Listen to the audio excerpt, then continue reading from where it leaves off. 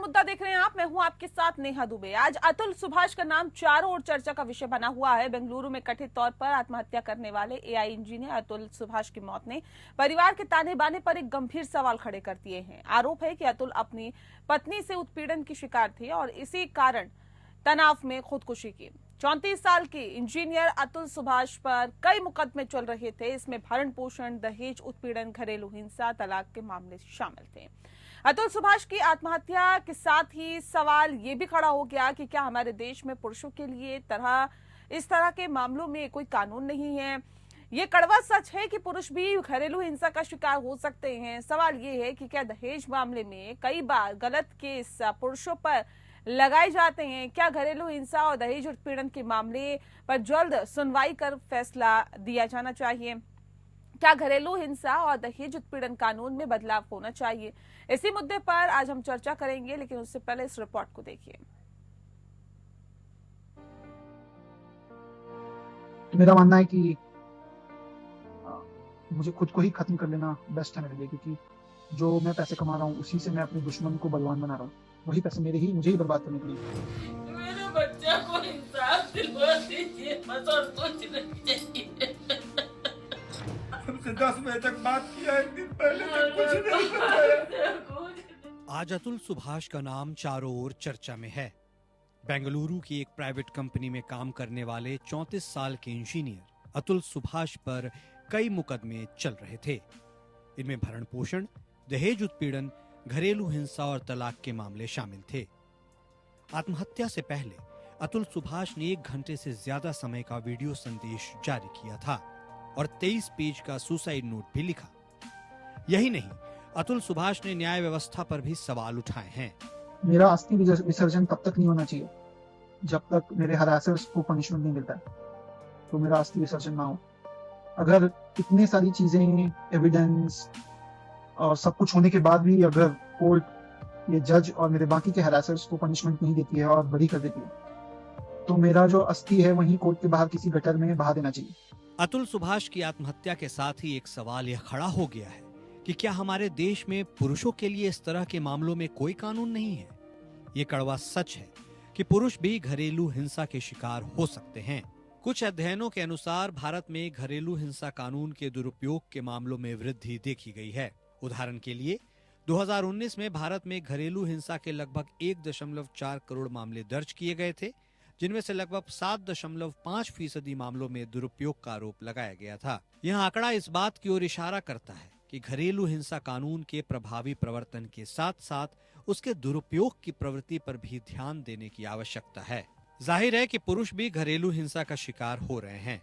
ऐसे में जरूरत है कि राज्य और लोगों के दृष्टिकोण को बदलते हुए घरेलू हिंसा से संबंधित कानूनों के संभावित दुरुपयोग को रोककर इन्हें जेंडर न्यूट्रल बनाए। जी हाँ, तो आपको बता दें कि सवाल यही है कि आखिर ये स्थिति क्यों आ गई कि अब पुरुषों को भी आत्महत्या करने पर मजबूर होना पड़ रहा है, खुदकुशी करनी पड़ रही है। 34 साल के इंजीनियर अतुल सुभाष पर कई मुकदमे चल रहे थे। इनमें भरण पोषण, दहेज उत्पीड़न, घरेलू हिंसा और तलाक के मामले भी शामिल थे। अतुल सुभाष की आत्महत्या के साथ ही कई सवाल जो हैं वो अब खड़े हो गए हैं। सवाल ये है कि क्या हमारे देश में पुरुषों के लिए इस तरह के मामले में कोई कानून नहीं है। ये कड़वा सच है कि पुरुष भी घरेलू हिंसा का शिकार हो सकते हैं। सवाल ये भी है कि क्या दहेज मामले में कई गलत केस पुरुषों पर लगाए जाते हैं और इसके लिए आखिर क्या प्रावधान है, क्योंकि कई मामले जो है अगर इस तरह के हैं और उसमें से एक मामला भी सामने आया कि अतुल सुभाष ने सुसाइड की, खुदकुशी की, तो ये मामला कई सवाल खड़े कर देता है, क्योंकि सवाल कई खड़े किए हैं उन्होंने इस तकरीबन 1 घंटे से ज्यादा के वीडियो में।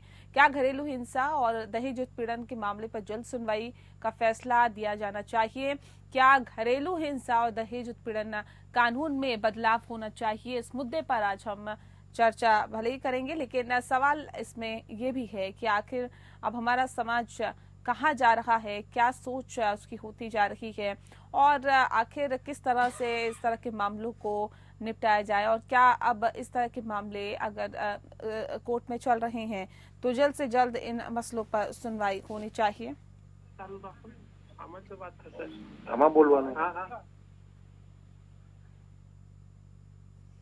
और इस विषय पे तफसील से चर्चा करेंगे। खास मेहमान हमारे साथ मौजूद है, उनसे आपका परिचय करा देते हैं। इस वक्त हमारे साथ स्वाति जिंदल जी हैं, स्वाति जिंदल गर्ग जी, जो कि AOR सुप्रीम कोर्ट से हमारे साथ जुड़े हुई हैं, वकील हैं। बहुत स्वागत है आपका स्वाति जी।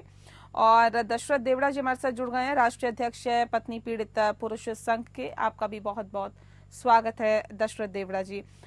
इस खास कार्यक्रम की शुरुआत डॉक्टर स्वाति जिंदल जी आपके साथ ही करते हैं। इस केस को स्वाति जी कैसे देखते हैं, और क्या वाकई इतना कमजोर केस था अतुल सुभाष का कि इस तरह के कदम उनको उठाना पड़ा? देखिए नेहा जी, बहुत दुखद घटना है ये, और ऐसे कई कितने ही अतुल सुभाष होते होंगे इस दुनिया में, इस देश में। प्रॉब्लम क्या है कि काफी लोगों का, स्पेशली पुरुषों का ये कहना है कि जितने भी लॉज हैं आज इस देश में वो सब महिला सेंट्रिक हैं, विमेन ओरिएंटेड हैं, जिसके कारण जो उनके साथ भेदभाव होता है या जो उनके साथ क्रूअल्टी होती है वो सामने नहीं आ पाती। हम ये नहीं कहेंगे कि क्या इतना ही कमजोर था अतुल जी का केस के उनके साथ ये हुआ। कहना कहीं ना कहीं हम ये मानते हैं कि इसमें जो फेलियर है वो फेलियर लॉ का है। जो यहाँ पे इम्प्लीमेंटेशन ऑफ लॉ है या जो लीगल सिस्टम है हमारा, that system as a whole has failed, because इसमें कोई दो राय नहीं है कि जो इंसान पीड़ित है और जो एक पुरुष, एक पति भी है, एक पिता भी है।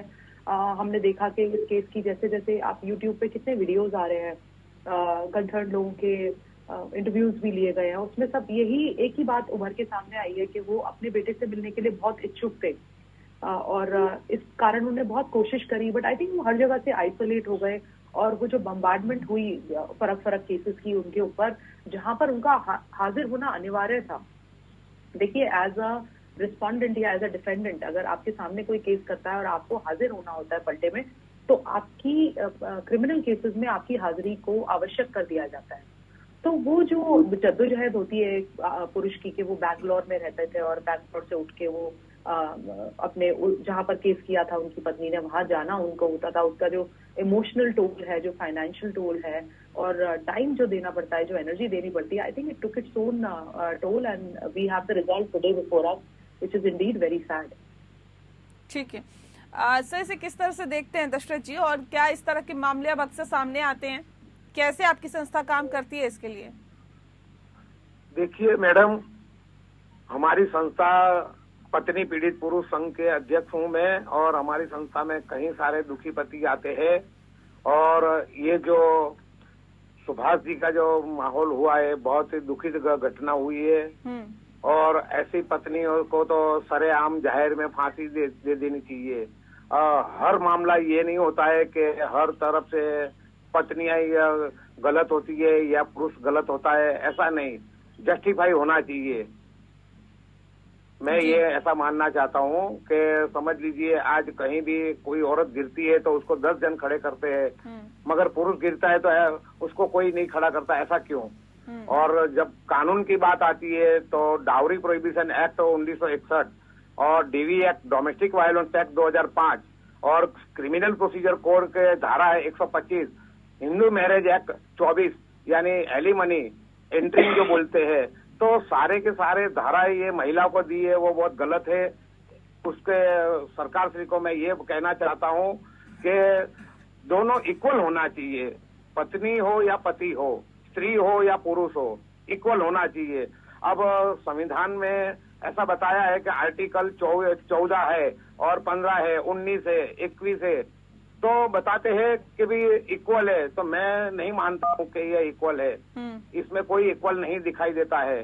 हर तरफ से पुरुष का मार ही होता है, हर तरफ से पुरुष दोषी से ठहरा जाता है, ऐसा क्यों? जब पत्नी मेंटेनेंस लेती है कि भी मुझे मेंटेनेंस दो, मेरे बच्चे को मेंटेनेंस दो, तो वो पति हिंदू मैरिज एक्ट यानी 1955 और सेक्शन धारा 9 वो भी कॉन्जुगल राइट्स का अगर जो दावा करता है तो उसमें बीच वाला जो है एंट्री वो ऑर्डर क्यों नहीं करते? उसको भी तो जरूरियत है पत्नी की।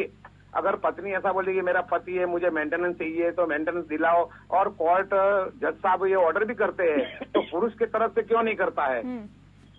ये भी तो एक अन्याय है ना। इक्वल देखा जाना चाहिए। ठीक है, एक बहुत अहम इक्वल सवाल होना चाहिए ये है स्वाति जी कि कैसे घरेलू हिंसा का इस कानून का दुरुपयोग किया जा रहा है इस वक्त, क्योंकि बहुत सारे केसेस इस तरह के सामने आ रहे हैं। तो तो क्या ऐसे में कई झूठे केसेस भी लगा देते हैं, दुरुपयोग होता है इसके कानून का? देखिए नेहा जी, मुझे एक बात बताइए आप, जहाँ राइट है वहाँ ड्यूटी है, जहाँ कानून है वहाँ उसका दुरुपयोग है ही है। ये कहना कि 498 ए का डोमेस्टिक वायलेंस का इनका दुरुपयोग हो रहा है, ये मैं कहूंगी कि गलत है। ये दुरुपयोग हर लॉ का हो रहा है। जो भी आदमी या जो भी महिला कुछ गलत कर रही है, वो फिर कानून का सहारा लेके अपने आप को बचाने की भी कोशिश करता है या करती है। ये कहना कि भाई मेंटेनेंस महिला ने क्यों फाइल करी, उसको क्यों मिली, या पुरुष के साथ उसको ऑर्डर क्यों नहीं होता कि वो वापस जाए, तो देखिए ये सब चीजें कानून के हाथ में है, अदालत के हाथ में है।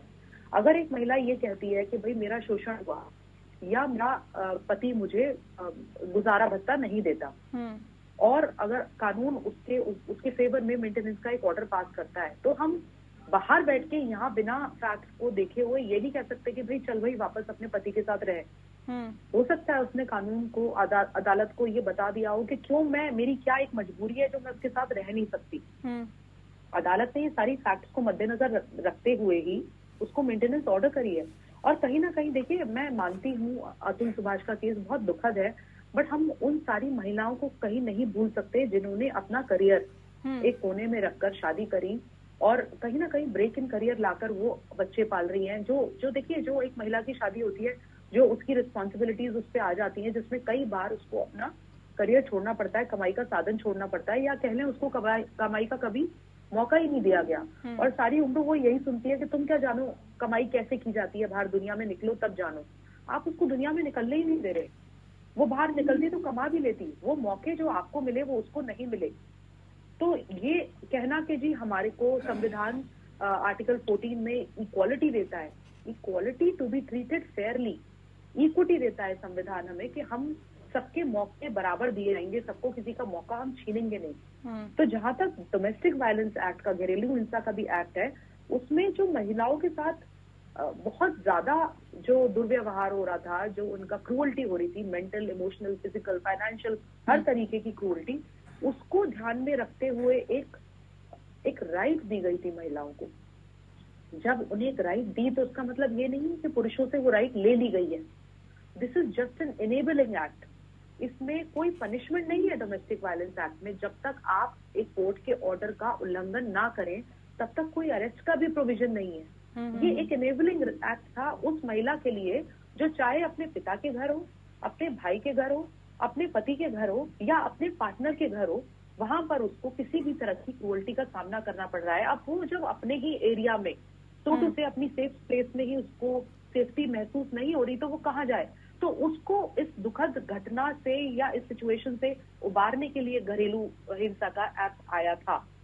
अब अगर हम ये देखते हैं कि ऐसे पुरुष जो कि सामना कर रहे हैं bombardment of cases from their wife, या उनका कहना ये है कि भाई मेरी वाइफ को मेरी सास भड़काती है, उसका भाई भड़काता है, जैसा इस केस में देखने में आया, तो हमें कहीं ना कहीं ये देखना पड़ेगा कि मीडिया ट्रायल के बेसिस पे हम अपना मन नहीं बना पाएंगे। अगर आप मुझसे कहें कि भाई इसमें कौन सही था कौन गलत था, हम इस बात से नहीं उबर पा रहे हैं कि हाँ जी उन्होंने अपनी जान दी। But at the same time जब तक हमें फैक्ट नहीं पता, ये मामला कोर्ट के सबजुडिस है, अभी पेंडिंग है वहाँ, तो हम ये कहने वाले कोई नहीं होते कि भाई इसमें पुरुष की गलती थी या महिला की गलती। ठीक है, एक्ट बना है, वो लॉ बना है, वो सभी के लिए बना है। उसको अगर आपके खिलाफ किसी ने घरेलू हिंसा की अगर कंप्लेंट करी है तो आपको लीगली ही उसको फाइट करना पड़ेगा। नहीं, कैसे किया जाएगा अभी मुझे बताइए कि अगर पति पत्नी के उत्पीड़न का शिकार है तो वो क्या करे? सबसे पहले फर्स्ट स्टेप क्या उठाए? सबसे पहले अगर उसको लगता है कि वो उत्पीड़न का शिकार हो रहा है, उसको उस बात को ऑन रिकॉर्ड लाना चाहिए। हम क्या सोचते हैं एज अ पुरुष, हमें लगता है कि यार जगह सही होगी, मैं क्या कहूंगा किसी से जाके कि मेरी पत्नी मुझे ब्लैकमेल कर रही है, मार रही है। भैया आपको कहना पड़ेगा, आप उसे रिकॉर्ड पे लाइए, पुलिस कंप्लेंट करिए तुरंत, क्योंकि जहां महिला के लिए क्राइम अगेंस्ट वुमेन सेल है, आपके लिए भी पुलिस स्टेशन खुला हुआ है। आप रिकॉर्ड पे तो लाइए अपनी कंप्लेंट, पुलिस स्टेशन में पता तो लगे। आगे को अगर केस फाइल करती है महिला तो वहां आप कोर्ट में अपनी कंप्लेंट तो लगा सकते हैं डायरी नंबर के साथ कि देखिए जी ये कंप्लेंट इसने मुझे सिर्फ अरेस्ट करने के लिए लगाई है, ये तो कब से मेरा शोषण कर रही है, कब से मेरे इमोशनल क्रूअल्टी कर रही है, मेरे पैसों का फायदा उठा रही है, मेरे माँ बाप के साथ अभद्र व्यवहार कर रही है, मेरे बच्चों को ठीक से नहीं पालती, उन्हें मारती पीटती है। कौन रोक रहा है आपको पुलिस स्टेशन में जाने से? आप जाए और कंप्लेंट रजिस्टर कराए, let it come on record that your wife is mistreating you. Secondly, आप देखिए आज तो पहले नेहा जी पहला जमाना ये था कि भाई कैसे दिखाएं हमारे साथ अन्याय हो रहा है। अब तो दुनिया स्टिंग ऑपरेशन कर रही है। आपके हाथ में मोबाइल है, मोबाइल अपने आप में दुनिया समेटे हुए हैं। एविडेंस रखिए अपने पास, bring everything on record. I understand कि भाई एक घरेलू सिचुएशन में हर चीज की रिकॉर्डिंग पॉसिबल नहीं होती, बट अपने बचाव के लिए अगर आपको कुछ रिकॉर्डिंग करनी पड़ रही है तो करिए उसे। कल को आप कैसे बचाव करेंगे? ये जितनी भी इंस्टेंसेस होते हैं, जो भी शिकायतें होती है पति और पत्नी के बीच में कमरे के अंदर हुई, इसमें या तो पत्नी कहेगी या पति कहेगा, कोई प्रूफ तो होता नहीं है। बट आप प्रूफ लाइए, आप रखिए अपना प्रूफ, वो बहुत जरूरी है। बिल्कुल सही बात आपने कही। आप समझ रहे हैं ना? हाँ। अपनी सुरक्षा आपको अपने आप करनी पड़ेगी। हाँ। महिलाएं भी देखिए, आज तक नेहा जी आप भी महिलाएं, हम जानती हैं, क्या हम लोग जब चलते हैं तो हम नहीं सोचते कि भाई वो रास्ता अंधेरा है, वहां से बच के निकलो। अपनी सुरक्षा महिला के अंदर इनग्रेन्ड हो गई बचपन से। बट पुरुष शायद अभी तक अपने आप को इतना सुरक्षित महसूस कर रहे थे कि उन्होंने अपनी सुरक्षा का ध्यान रखना ही बंद कर दिया। शायद इसीलिए कहीं ना कहीं ये प्रॉब्लम सामने आ रही है। ठीक है दशरथ जी, मैं आपका रुख करती हूँ और सवाल ये है कि किस तरह के केसेस आते हैं सर आपके पास? कैसे केसेस आते हैं जिसको आप हैंडल करते हैं? हर तरीका का केस आता है हमारे पास, जैसे कि 498 है, जो डाउरी प्रोहिबिशन एक्ट का है, मेंटेनेंस का है, और मार झूड़ का होता है, डीवी एक्ट का होता है। ये कानून हर तरफ से महिलाओं का दिया है, तो हर तरफ का महिला उसका मिसयूज कर रही है। कानून बहन बेटी तो हमारे ही है, माँ बेटी हमारे है। कानून अच्छी तरह से सुरक्षित होना चाहिए बहन बेटी, मगर उसका मिसयूज हो रहा है, वो गलत हो रहा है। मैं ये नहीं चाहता हूँ, मैं ये नहीं कहता हूँ कि ये बहन बेटी के ऊपर ऐसा जुल्म हो, नहीं, सब अच्छा ही है।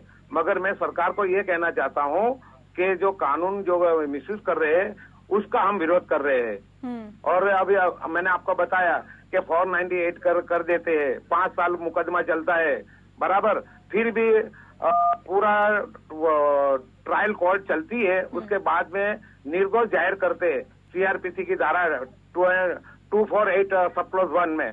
तो ये तो मैं नहीं बोलता हूँ, ये तो कोर्ट बोलती है ना कि ये बिल्कुल निर्दोष है। तो ये मैं छाती ठोक के मैं दावे के साथ कहता हूँ कि इन्होंने गलत तरीके से मुकदमा किया है, एफआईआर दर्ज करवा ली है गलत तरीके से। क्या उसको पनिशमेंट तो हो नहीं रही है? अगर जो उन्होंने जुल्म किया होगा तो पनिशमेंट नहीं होती, मगर किसी को पनिशमेंट तो नहीं होती है, सिवाय ओनली 306 आईपीसी या 304 बी अगर जल जाती है, आत्महत्या करती है, तो उसको सबको पूरे परिवार को पनिशमेंट होता है, ये बात पक्की है। मगर जब 498 की बात करते हैं तो वो तो सरासर गलत है। डीवी एक्ट का पैसा, यहाँ से भी पैसा मांगना, मेंटेनेंस का पैसा मांगना, तो ये हर तरफ से वो कहाँ से लावे? आज ये सुभाष जी की बात है, अतुल जी की, तो ये उसका माँ बाप का चला गया, वो उसकी वाइफ तो आराम से 1 साल 2 साल छूट के वो वापस भी आ जाएगी, फिर क्या? मगर उसका माँ बाप का तो वो लड़का तो चला गया ना जी। ठीक है, तो कहने का मतलब ऐसा है कि ये कानून का मिसयूज हो रहा है। ठीक है स्वाति जी, क्या ये जो पूरा मामला है जो घरेलू हिंसा कानून को लेकर, क्या इसको जेंडर न्यूट्रल बनाने की जरूरत है? लगता है आपको ऐसा? देखिए बिल्कुल जेंडर न्यूट्रल बनाने की जरूरत है। देखिए मैं ये समझती हूँ कि जिस तरह कुछ स्पेशल एक्ट हैं नेहा जी, जैसे घरेलू हिंसा हो गया, या sexual harassment of women at work place, कार्यस्थल पर महिला का यौन शोषण, कुछ एक्ट ऐसे हैं जिसमें कुछ खास तवज्जो दी गई है केवल महिलाओं को। तो इसमें कोई बुराई नहीं है अगर हम इसे जेंडर न्यूट्रल बना लें। But at the same time अगर आप देखें, प्राइमरीली जो हिंसा होती है वो महिलाओं के खिलाफ ही होती है, ज्यादातर ये देखने में आया है। ये अब ऐसा सामने आ रहा है कि महिलाएं कुछ लॉ का फायदा, देखिए पावर जिसको दी जाए वही पावर को मिसयूज करता है, ये कोई नई बात नहीं है, ये काफी समय से चली आ रही है। तो जेंडर न्यूट्रल अगर हम इन लॉज को बनाए, हम इक्वालिटी की तरफ जा रहे हैं, महिलाओं का जो पार्टिसिपेशन है वर्कफोर्स में वो भी बढ़ा है, आगे बढ़ के महिलाएं आगे आ रही हैं। और मैं आपको एक बात बता दूं नेहा जी कि जो महिलाएं आज भी पीड़ित है ना, आपको हैरानी होगी जानकर कि अभी भी वो अदालत तक नहीं आ पा रही हैं। जिन महिलाओं के संरक्षण के लिए ये लॉज बने थे, वो महिलाएं तो बेचारी अभी भी शोषित ही हो रही हैं।